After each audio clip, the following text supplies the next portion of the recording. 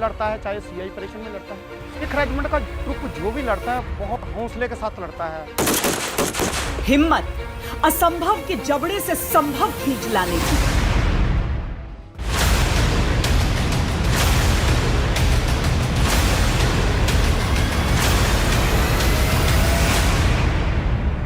खालसा फौजी एक ऐसा फौजी है जिसे कोई भी परिस्थिति में आप डाल देंगे तो ही विल कम विक्टोरियस। हिम्मत, जान से पहले आन की परवाह करने की।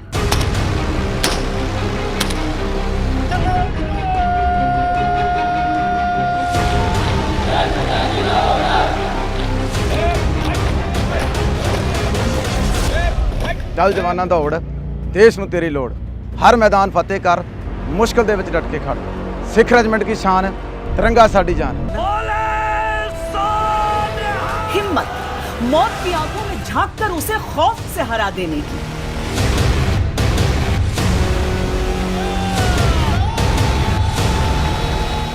हिम्मत, जीत को अपनी जांबाजी से रश्क करा देने की।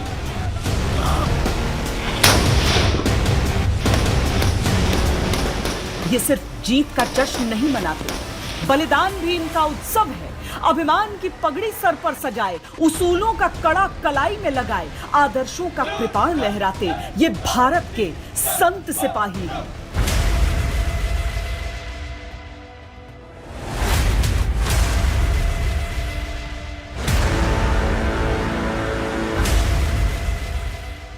नमस्कार, जय हिंद, वंदे मातरम। चिड़ियों से मैं बाज लड़ाऊं, गिदड़ों को मैं शेर बनाऊं, 1.25 लाख से एक लड़ाऊं, तभी गोविंद सिंह नाम कहाऊं। एक ऐसी रेजिमेंट की कहानी सुनाने के लिए हम आज आपके बीच पहुंचे हैं जहां पर एक एक सैनिक होता है 1.25 लाख पर भारी।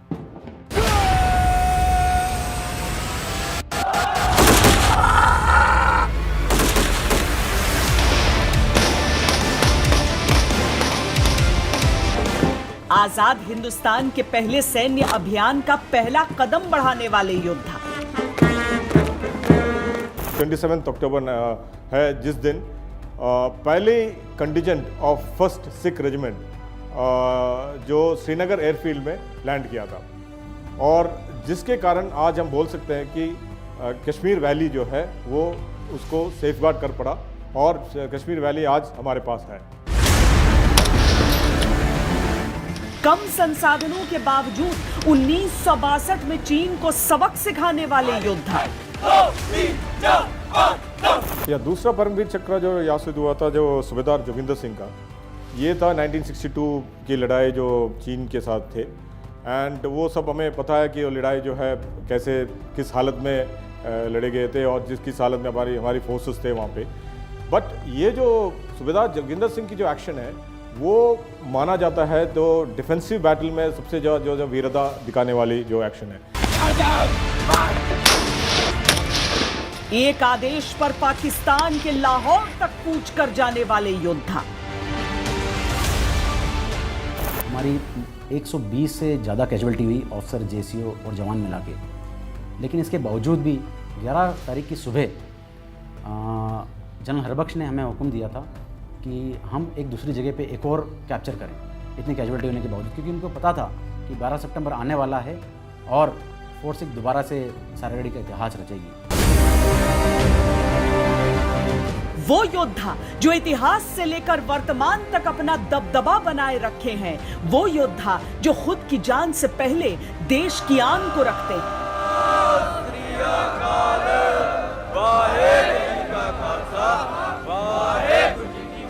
This is the most decorated regiment of Indian Army, Sikh regiment, thanks to our senior battalions. और ना ही सिर्फ pre independence, even post independence के बाद भी हमारे बहुत ज़्यादा अवार्ड्स हैं। जो एक सिख सोल्जर है, सबसे बड़ी बात है उसका कॉन्फिडेंट।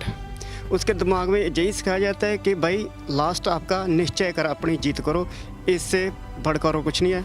जोशो खरोश, जोश रखो, होश रखो, अपने दिमाग को सही रखो और तगड़े होके अपने देश के लिए, अपने रेजिमेंट के लिए और तैयार होवो, और ताकि आने वाले समय में अपनी सिख रेजिमेंट और भी मजबूत हो सके। चाहे आजाद हिंदुस्तान का पहला युद्ध हो या लाइन ऑफ एक्चुअल कंट्रोल का मौजूदा संघर्ष, सिख रेजिमेंट के सैनिक हर जगह अपनी वीरता का लोहा मनवा रहे हैं।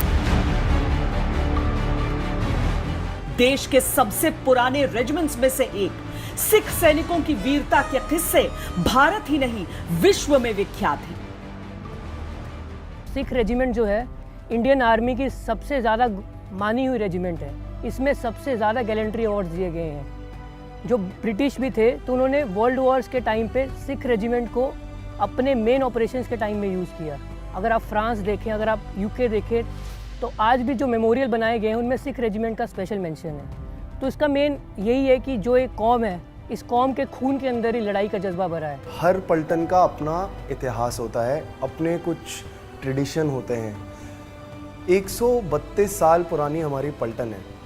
हमारी पलटन के रेज होने के ठीक 4 साल बाद हमने हमारा पहला बैटल ऑनर मणिपुर में ले लिया था और 1891 के बैटल ऑनर के बाद ठीक 7 साल बाद हमने सारागढ़ी का इतिहास रच दिया।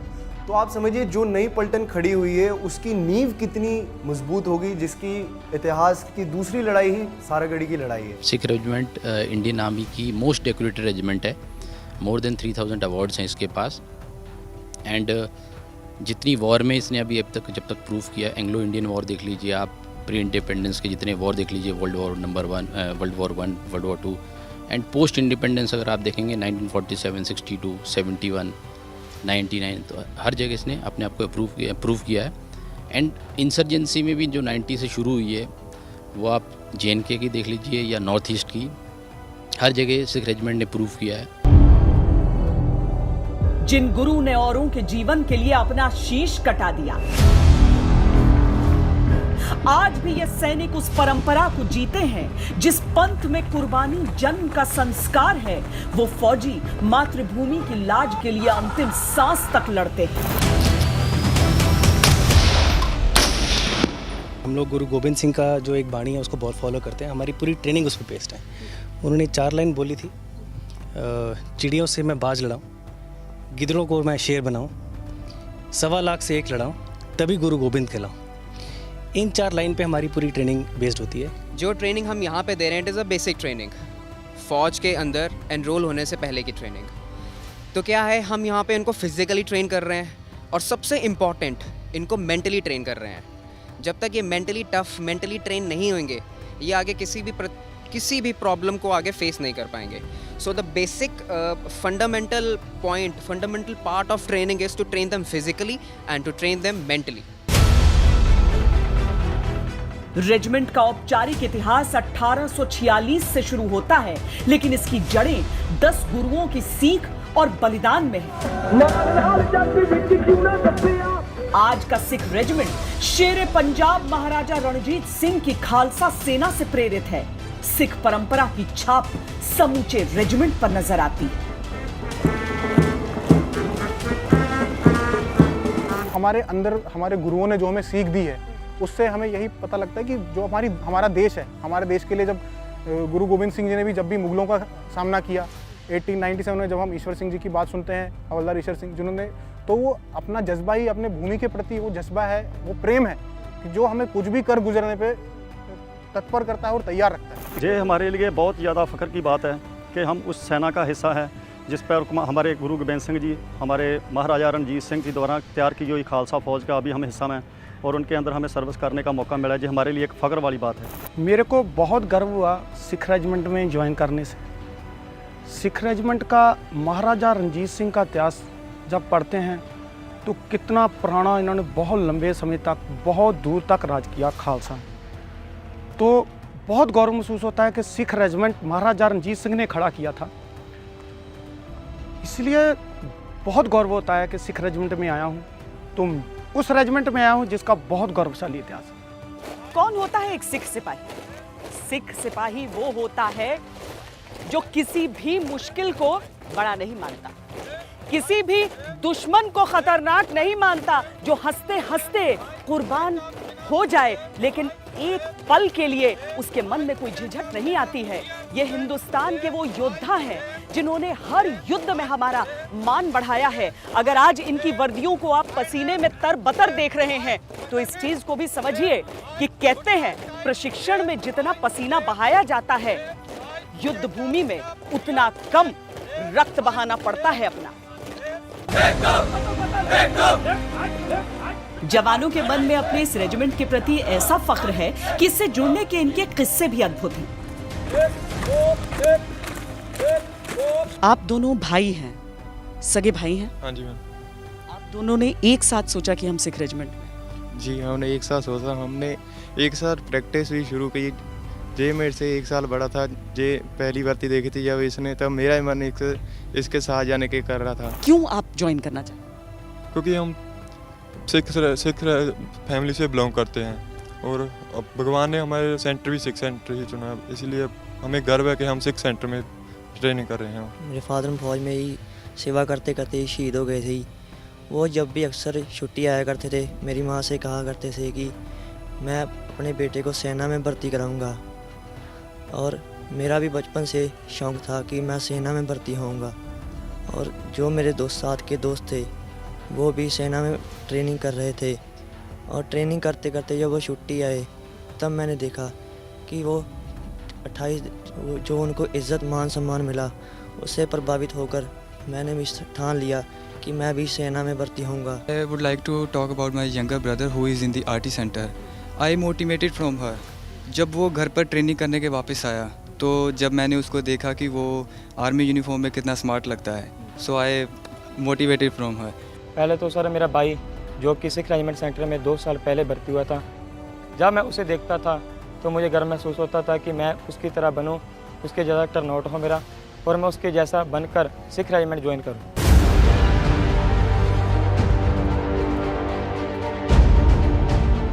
इनकी बहादुरी में बेफिक्री है पर बेपरवाही नहीं। इस रेजिमेंट के जवानों को जीने का सलीका आता है। किसी भी मुश्किल के आगे वो सर नहीं झुकाते, सीना अड़ा देते हैं, और कभी किसी बात से इतना बोझिल नहीं होते कि चुनौती को हंस के स्वीकार न कर पाए। डालिया कि जो सिख रेजिमेंट का सोल्जर है उसमें उसका हौसला बहुत होता है। जो किसी भी मैदान में जाता है, चाहे वो पीस की लड़ाई में जाता है, चाहे वो फील्ड की लड़ाई में जाता है, तो उसका जो हौसला देखते हैं, उसका जो हाव भाव देखते हैं, जैसे कि अभी देखते हैं कि हम कश्मीर में हमारी सिख रेजिमेंट के जवान लड़ते हैं तो उनका हौसला लड़ने का अलग ही है। सिख रेजिमेंट के इतिहास के बखान के लिए पन्ने कम पड़ जाते हैं, लेकिन ये सैनिक तो जैसे वर्तमान में इतिहास को साथ लिए चलते हैं। इनकी सबसे बड़ी ताकत है इनका जोश, जो किसी भी कठिनाई में कम नहीं पड़ती। जब सामने से गोलियां चल रही हों तो सेंस ऑफ ह्यूमर को केवल एक सिख सोल्जर ही कायम रख सकता है। सचमुच में ऐसे ऑपरेशंस में आप लोग जब जाते हैं तो उस समय क्या वाकई कठिन से कठिन परिस्थिति में बिल्कुल लाइट हार्टेड और सेंस ऑफ ह्यूमर बरकरार रहता है? जो कि बिल्कुल लाइट हार्टेड और सेंस ऑफ ह्यूमर इज़ बहुत ज़्यादा इंपॉर्टेंट। अगर वो आपके पास है तो चाहिए। जैसे आप आई विल कोट, जब हम कहीं बाहर जाते हैं तो कभी होता है जैसे आप कहीं जा रहे हैं ऑपरेशन पे, आप 3 दिन के लिए 4 दिन के लिए जा रहे हैं तो राशन खत्म हो जाता है। तो तब एक खालसा ही है कि मतलब वो शक्करपारा भी है तो शक्करपारा भी ऐसे खाता लगता है कि जैसे जलेबी खा रहा है। तो इट टेक्स दैट चेयरफुलनेस। तो जब आपके अंदर वो चेयरफुलनेस होगी तभी आप वर्स्ट ऑफ द सिचुएशन में बेस्ट ऑफ द दे पाएंगे और बेस्ट रिजल्ट पा पाएंगे। क्योंकि जब आपका सब कुछ है तब तो आप अचीव कर ही सकते हैं टारगेट, बट जब आपके पास सब कुछ नहीं है और उसमें अचीव करना, that is a sign of a true soldier.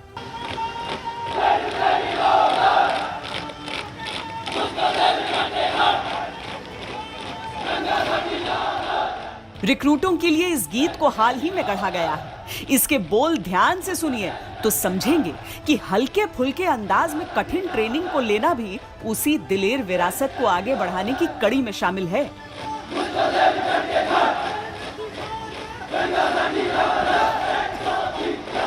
जब सिख रेजिमेंट सेंटर में नया रंगरूट भर्ती होकर आता है तो उसे क्लास लेने के लिए एक जगह से दूसरी जगह दौड़ के जाना पड़ता है। उसमें जोश भरने के लिए हमने एक गाना तैयार किया है। चल जवाना दौड़, देश नू तेरी लोड़, हर मैदान फतेह कर, मुश्किल दे विच डट के खड़, सिख रेजिमेंट दी शान, तिरंगा साडी जान। इस सॉन्ग का मतलब है कि हमें जब रंगरूट एक जगह से दूसरी जगह दौड़ के मार्च करता है तो गाने के साथ उसमें जोश पैदा होता है।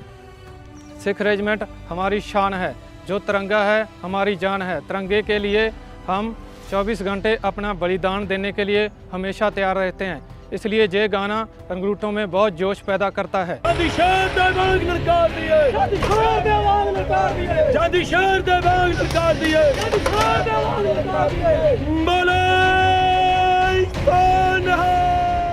ये देश के लिए हंसते हंसते प्राण न्यौछावर कर देते हैं, पर दुश्मन तो इनकी आंखों में भी काल देख लेता है। सिख रेजिमेंट से अगर आज चीन थर-थर कांपता है तो उसकी जड़ें 100 साल से भी ज्यादा पुरानी हैं।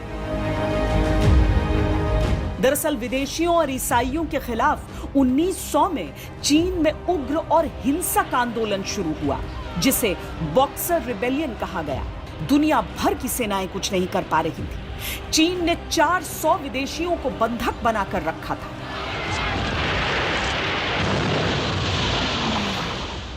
तब सिख और पंजाब रेजिमेंट की टुकड़ियों ने न सिर्फ इन बंधकों को आजाद करवाया, बल्कि उस हिंसक आंदोलन पर अंकुश में इनकी बहुत बड़ी भूमिका थी।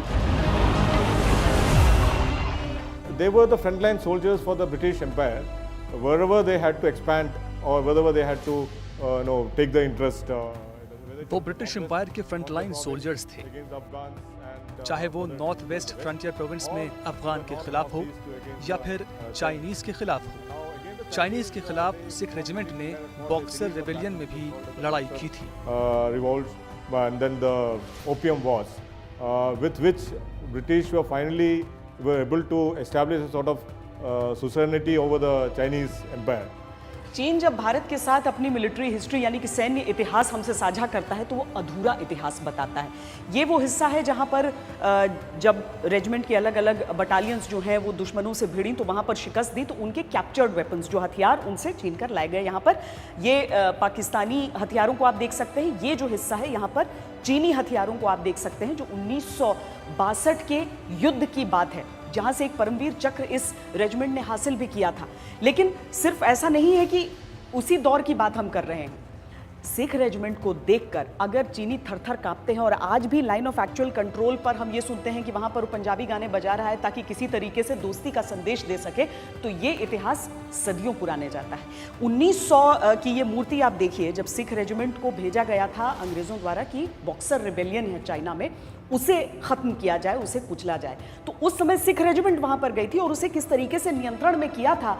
वही कारण है कि आज भी चीनी जो है वो इस रेजिमेंट के खासकर खौफ में रहते हैं। ये बहुत अजीब सा संयोग है कि सिख रेजिमेंट की अधिकांश लड़ाइयां संख्या में अधिक दुश्मन से हुई हैं और हर बार इन पराक्रमियों ने एक मिसाल पेश की है।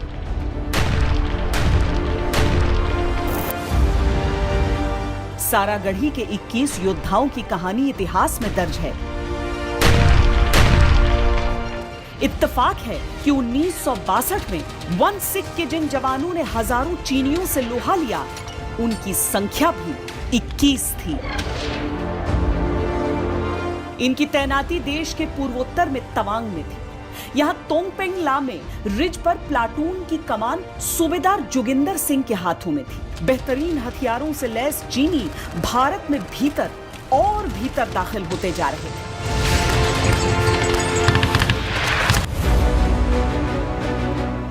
रिज के नजदीक पहुंचकर चीनियों ने नहर के दूसरे छोर पर ही डेरा डाले रखा। सूबेदार जोगिंदर सिंह समझ चुके थे कि किसी भी समय वो आक्रमण कर सकते हैं। सामने लगभग 1000 चीनी थे और उनसे इन 21 सैनिकों को भिड़ना था।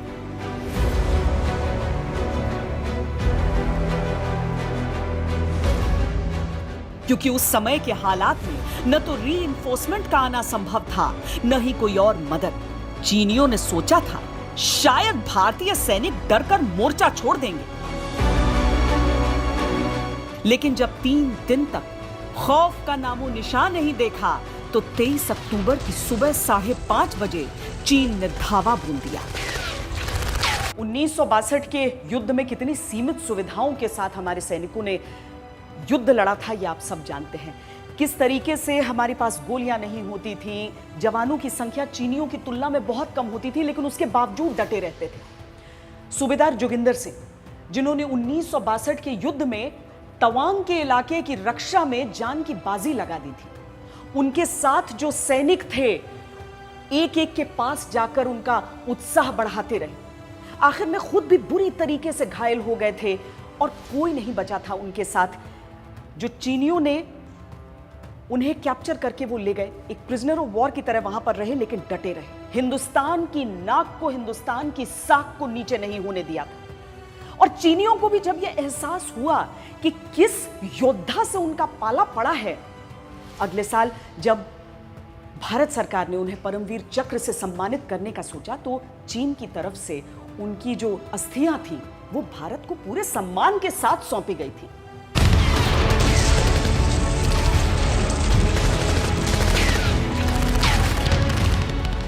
आक्रमण जोरदार था, लेकिन पलटवार की ताकत ने चीनियों को स्तब्ध कर दिया।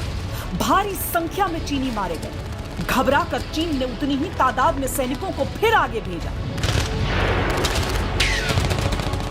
अब तक प्लाटून के लगभग सभी सैनिक जख्मी हो चुके थे और कई शहीद हो चुके थे। सूबेदार जोगिंदर सिंह की भी जान में गोली लगी थी, लेकिन वो मोर्चा छोड़ने को तैयार नहीं थे। उनके नेतृत्व में सैनिकों ने फिर चीनियों को पीछे धकेला। चंद मिनटों में तीसरी बार दुश्मन फिर उतनी ही संख्या में आगे बढ़ा। इस बार गोलियां भी खत्म हो चुकी थी। तब सूबेदार जोगिंदर सिंह और उनके बचे हुए साथियों ने बेनेट से दुश्मन पर हमला किया।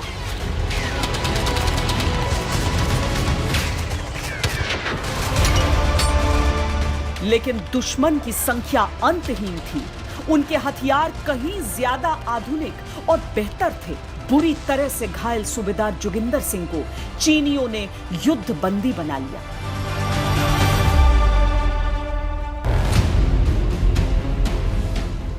जंग के परिणाम से अधिक महत्व होता है इस बात का कि कौन लड़ा, कब तक लड़ा, कैसे लड़ा, किससे लड़ा, कितनी संख्या में सामने सैनिक खड़े थे।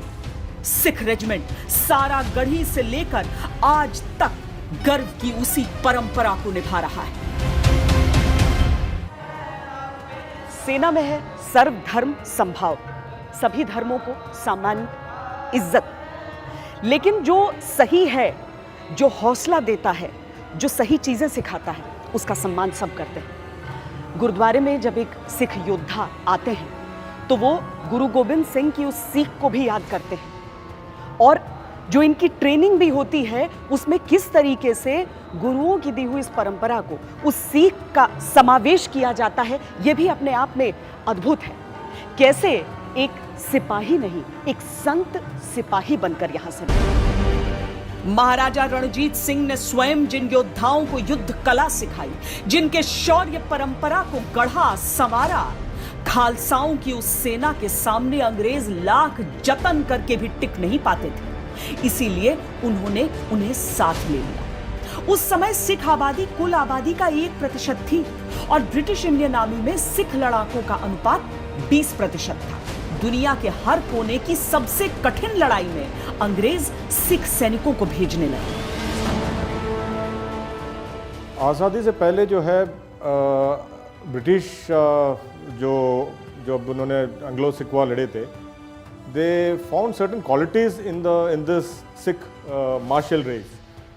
That is, the Sikh soldiers are very simple men. They are from the rural background, but they are as soldiers, they are very resolute in attacking, and when they are in defenses, they are totally aggressive. So because of this two basic characteristics, the British recruited these soldiers into, like I said, those 6 battalions.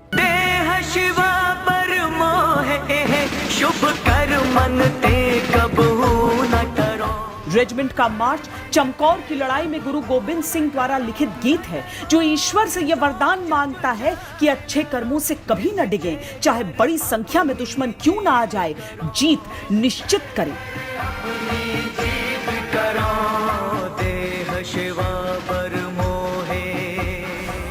Regiment का युद्ध घोष है, बोले सो निहाल, सत श्री अकाल।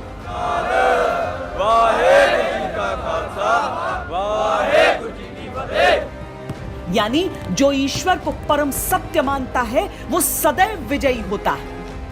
हमारे अंदर इतना recruits के अंदर, जवान के अंदर इतना जज्बा है, इतना हौसला है कि वो बिना झिझक, जैसे देहिष्या ब्रह्मोह है शुभ कर्मंते कभू न टरो के जो 4 पंक्तियां गुरु गोविंद सिंह ने बनाई थी, उन्हीं को मद्देनजर रखते लास्ट में अत ही रन में तब जूझ मरूं का नारा लगाते हुए हर तरफ, चाहे वो खेल का मैदान हो, जहाँ वो ट्रेनिंग, जहाँ वो उस समय कहीं डिफेंस के ऊपर दुश्मन के साथ लोहा लेने का मौका मिले, तो इसी चीज़ों को याद करके अच्छे तरीके से कार्रवाई करते हैं।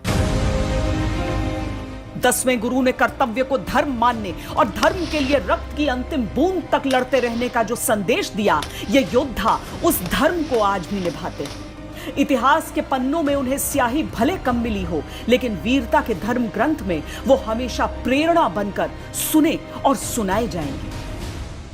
एक सिख तो हमेशा जो कड़ा या किरपान हम देख लें, ये भी जो हमारे 10वें गुरु साहब गुरु गोविंद पातशाह है ना, उन्हें उनकी देन है। कड़ा, किरपान, किशहरा, कंगा, ये सब उन्हीं का है।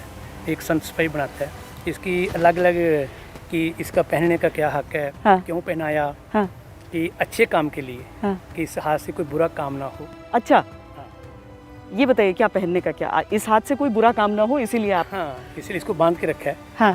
तो इस काम, जो भी काम करने से पहले आपको पता होना चाहिए कि जो मुझे पहन रखा है, तो ये मेरे 10वें पातशाह का हुक्म है कि बुरा काम नहीं करना, मैं जो काम करना अच्छे करूँगा। सदियों का स्वर्णिम इतिहास जिस जगह में हो, वहां की मिट्टी में कैसी वीरता होगी, जरा सोच कर देखिए। आजादी के पहले के युद्ध हो या आजादी के बाद के, सिख रेजिमेंट के योद्धा हर जगह रहे हैं, हर जगह अपना पराक्रम दिखाया है। आश्चर्य नहीं कि 1600 से अधिक गैलेंट्री अवार्ड्स इस समूची रेजिमेंट के पास है। आजाद हिंदुस्तान के पहले सैन्य अभियान में उठा पहला कदम सिख रेजिमेंट के सैनिक का था।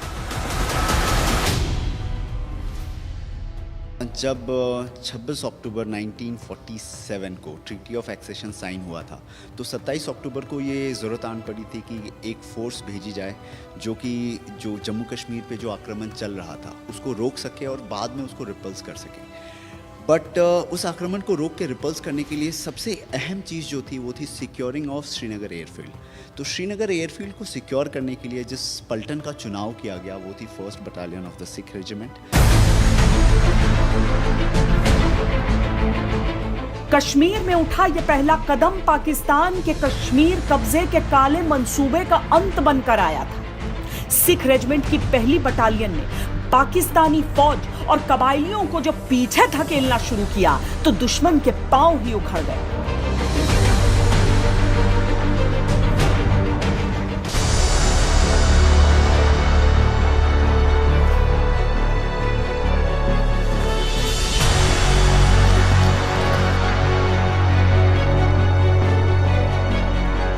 झारखंड के रामगढ़ में स्थित इस सिख रेजिमेंटल सेंटर में शौर्य की उस विरासत को ट्रेनिंग में ढालने के प्रयास अनवरत जारी रहते हैं।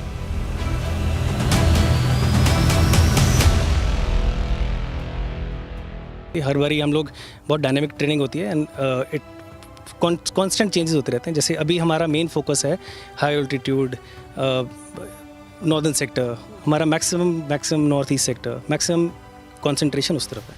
सो उसी तरह हम उनको हम उस तरीके से सिखाते हैं कि उस तरफ क्या चल रहा है, हाई ऑल्टीट्यूड में क्या कुछ होता है, हाई ऑल्टीट्यूड में जब जाएंगे पहली बार तो क्या क्या प्रॉब्लम्स आएंगी, क्या क्या इनको फेस करना पड़ेगा। सो वो हम लोग चेंज करते रहते हैं, उसको डायनेमिक होता है।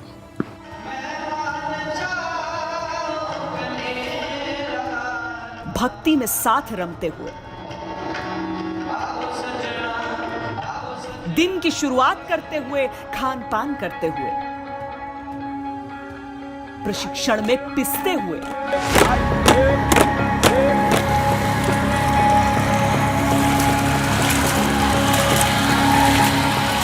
इन जवानों के हौसले की झलक दिखती ही रहती है।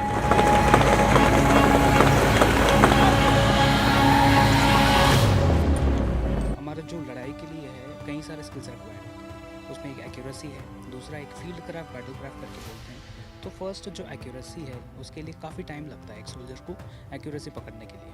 तो इनिशियली हम उसका ड्राई प्रैक्टिस कराते हैं, हथियार को लेके विदाउट एमिनेशन, विदाउट मैगजीन, उसको ड्राई प्रैक्टिस हैंडल करना सिखाते हैं। उसके बाद में एमिनेशन के साथ में live fire practice short range में सिखाते हैं, जो कि ये जहाँ पर हम खड़े हैं ये शॉर्ट रेंज है। यहाँ पर 30 मीटर और 50 मीटर में हम इसको फायर कराते हैं। तो बेसिकली यहाँ पर हम एक लॉन्ग रेंज में जाके एक recruit 100 metre, 200 metre, 300 metre fire करने के लिए यहाँ पर प्रिपरेशन करते हैं। तो उसके बाद में इतना लगभग बेसिक ट्रेनिंग और एडवांस मिलिट्री ट्रेनिंग में मिला के और ऑलमोस्ट 8 हफ्ते लग जाते हैं उसको एक एक्यूरेट फायरर बनने के लिए। तो ये है। लेकिन इनके चमकते वर्तमान को और बेहतर समझने के लिए हम आपको एक बार फिर उनके इतिहास में लिए चलते हैं। कश्मीर में पहला कदम रखने वाले इस रेजिमेंट के उस अभियान का किस्सा सुनाते हैं जिस कारण आज भी भारतीय सेना हर साल 27 अक्टूबर को इन्फेंट्री डे के रूप में मनाती है।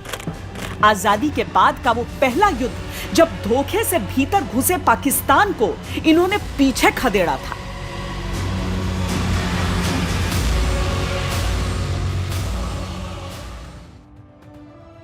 आजादी के बाद का पहला युद्ध जिसमें पाकिस्तान इस कोशिश में था कि पीछे हटते हटते भी वो जम्मू कश्मीर के अधिक से अधिक इलाके को अपने काबू में कर ले। टीटवाल का जो इलाका था वहां पर 8 अटैक कर चुका था पाकिस्तान, लेकिन रीच मार गली में जहां पर लांस नायक करम सिंह, उस समय लांस नायक, बाद में ऑनररी कैप्टन के तौर पर उन्होंने रिटायर किया, वो अड़ गए, डट गए और पाकिस्तानियों के मंसूबों को वहां पर कामयाब नहीं होने दिया था। ये आजाद हिंदुस्तान में परमवीर चक्र से जिन सैनिकों को सम्मानित किया जाता है उनमें पहले ऐसे योद्धा थे जो जीवित रहते हुए इस सम्मान को उन्होंने पाया था।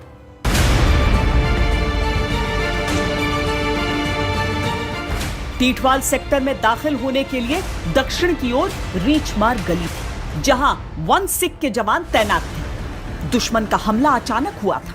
वो बेतहाशा गोलीबारी और बमबारी कर रहा था। मोर्चे पर हिंदुस्तान का एक एक बंकर टूट गया। सैनिक घायल थे, यहां तक कि मदद मांगने की गुंजाइश भी नहीं बची थी। तब लांस नायक करम सिंह सामने से आती गोलियों से बेपरवाह ठान चुके थे कि किसी भी कीमत पर जीत हासिल करेंगे। वो बंकरों की तरफ बढ़ गए। अपने साथियों की जो मदद कर सकते थे उन्होंने की और फिर लड़ते रहने के लिए उनका जोश बढ़ाया।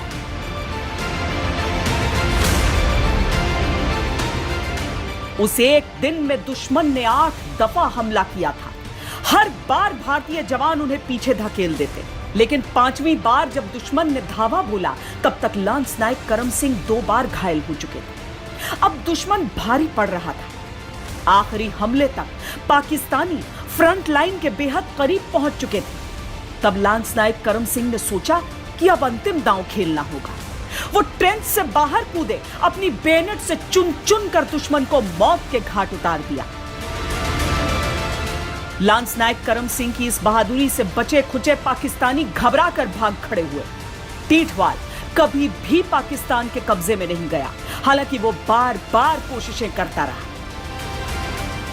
तकरीबन जो फर्स्ट सिख उस लड़ाई में जो 15 कैजुअलिटीज उनके हुए और अराउंड तकरीबन 200-250 वुंडेड हुए थे, और पाकिस्तानी की साइड से तकरीबन 300 जवान उनके डेथ हो गए थे और तकरीबन अराउंड 750 to 800 कैजुअलिटीज़ उनके साइड में हुए थे। तो इस लड़ाई जो उसने लांस नायक करम सिंह ने वहाँ पे किया था, उसके लिए उनको परमवीर चक्र से सम्मानित किया था। 1947-48 के इस युद्ध में सिख रेजिमेंट का पराक्रम दिखा तो 1965 के युद्ध में तो एक आदेश पर सिख रेजिमेंट के जवान लाहौर तक पहुंच गए थे। आज भी बरकी के पुलिस थाने का यह निशान इनके म्यूजियम में इनकी शौर्य गाथा कह रहा है। जंगलों में दुश्मन देश की सेना का सामना करना हो या फिर आतंकवादियों का शिकार, सिख रेजिमेंट के इन जवानों को हर चीज की ट्रेनिंग दी जाती है। इसीलिए अगर युद्ध में इनके पास एक से बढ़कर एक सम्मान है, 2 परमवीर चक्र हैं, तो युद्ध से परे भी 4 अशोक चक्र इस रेजिमेंट ने हासिल किए हैं। समृद्ध इतिहास के साथ जरूरी होता है सशक्त वर्तमान, और इसीलिए सिख रेजिमेंट की ट्रेनिंग में कई बदलाव होते रहते हैं। पिछले 1 साल में रिक्रूट्स के लिए 28 अलग-अलग क्लब्स बनाए गए हैं, ताकि बाकी ट्रेनिंग के साथ वो ये प्रतिभाएं भी हासिल कर सके।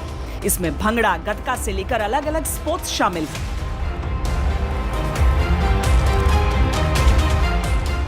ये सिर्फ हमने इसलिए इंट्रोड्यूस किया है कि इनको एक चेंज मिले एंड ये नई चीज़ सीखें अपने फिजिकल एंड मेंटल के अलावा। फिजिकल हो गया जो ये पीटी वगैरह करते हैं, एंड मेंटल जो ये पढ़ाई वगैरह कर रहे हैं, टैक्टिस ही कर रहे हैं, बाकी चीज़ें पढ़ाई कर रहे हैं, तो उस रूटीन को तोड़ने के लिए हमने ये क्लब्स इंट्रोड्यूस किए हुए हैं। गतका एक मार्शल आर्ट है और सदियों से यह कला शौर्य और कुशलता का प्रमाण है।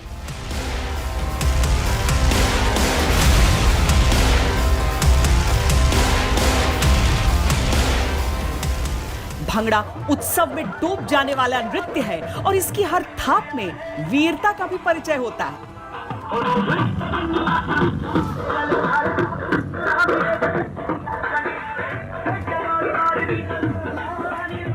पारंपरिक शैलियों के साथ आज के सभी खेल, प्रतिस्पर्धा का हर मौका यहां इस रूप में दिखता है।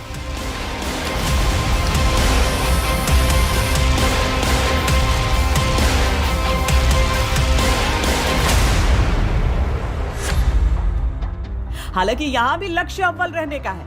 अगर प्रतिभा निखारनी ही है तो क्यों ना खेल खेल में ओलंपिक मेडल पर निशाना साध लिया जाए। एक्चुअली सर, जब ट्रेनिंग के लिए हमारे पास आते हैं, हमारे पास वीक में 2 बार सभी रिक्रूट आते हैं। सभी रिक्रूटों को हम पहले उनको ड्राइव प्रैक्टिस करवाते हैं, फिर उनको फायर करवा के चेक करते हैं और उनकी एजुकेशन क्या है, रहने का तौर तरीका कैसा है, और डिसिप्लिन सबसे पहले है। क्योंकि कोई भी हम स्पोर्ट्स करते हैं उसमें डिसिप्लिन सबसे आला दर्जे का होना बहुत ज़रूरी है, इसलिए उससे चेक कर लेते हैं हम और निशान यहाँ प्रैक्टिस करवाते हैं पहले 2 वीक, उसके बाद फायर करवाते हैं। जिसकी ग्रुपिंग में अच्छा होता है उसको हम यहाँ पे सिलेक्ट करते हैं। कोई भी काम हो, कोई भी क्षेत्र हो, विजय इनकी परंपरा है। वीरता इनका विश्वास है, बलिदान इनकी विरासत है। ये सिख रेजिमेंट है। रेजिमेंट्स का इतिहास होता है, यहाँ रेजिमेंट्स का तो इतिहास है, लेकिन रेजिमेंटल सेंटर का भी इतिहास है। कलविनी, क्या इतिहास है? रेजिमेंटल सेंटर क्यों आप कहते हैं कि ये सेंटर भी ऐतिहासिक है? दरअसल ये पहले रेजिमेंटल सेंटर नहीं था। जब इसकी रेजिंग हुई थी 1887 में, so it was raised as a normal infantry battalion. So एक इन्फेंट्री बटालियन के तौर पे इसकी रेजिंग हुई थी और इन्होंने इस पलटन ने बहुत अहम कैंपेन, जैसे मलाकार्ड का कैंपेन हो गया as part of Malakand relief force, या फिर अफ़गानिस्तान कैंपेन हो गया, या फिर तिरा कैंपेन हो गया, तो इन सारे कैंपेन्स में इस पलटन ने हिस्सा लिया है। और कलविनी, आप ये भी बता रही थी कि यहाँ पर प्रिजनर्स ऑफ वॉर को आज़ादी से पहले से, देखिए, दरअसल ऐसा होता है जब प्रिजनर ऑफ वॉर के लिए आप किसी कैंप का चयन करते हैं, हाँ, तो आप देखते हैं कि ग्राउंड स्लोपिंग है या नहीं। अच्छा। नाउ स्लोप हमें क्यों चाहिए प्रिजनर ऑफ वॉर कैंप के लिए? ताकि जो सेंट्रीज हैं, हाँ, वो हायर ग्राउंड पे रहें और जो प्रिजनर्स हैं वो लोअर ग्राउंड पे रहे, ताकि कम से कम सेंट्रीज ज़्यादा से ज़्यादा प्रिजनर ऑफ वॉर पे निगरानी कर सके। ये एक चीज़ थोड़ी सी आश्चर्य में डाल रही है, हैरानी में, कि अशोक स्तंभ यहाँ पर क्यों? दरअसल ऐसा हुआ था 53rd नेशनल एग्जीक्यूटिव की जो मीटिंग हुई थी इंडियन नेशनल कांग्रेस की, 1940 सन 1940 का कांग्रेस का अधिवेशन यहाँ पे हुआ था। और जब कांग्रेस का अधिवेशन यहाँ पे हुआ था तो यहाँ पे कांग्रेस के दिग्गज नेता जैसे कि महात्मा गांधी, पंडित जवाहरलाल नेहरू, सरदार वल्लभ भाई पटेल, और इस अधिवेशन के अध्यक्ष थे मौलाना अबुल कलाम आज़ाद। तो ये अधिवेशन यहाँ पे हुआ था और इसी इवेंट को कमेमोरेट करने के लिए ये अशोक स्तंभ यहाँ पे स्थापित किया गया है। अच्छा।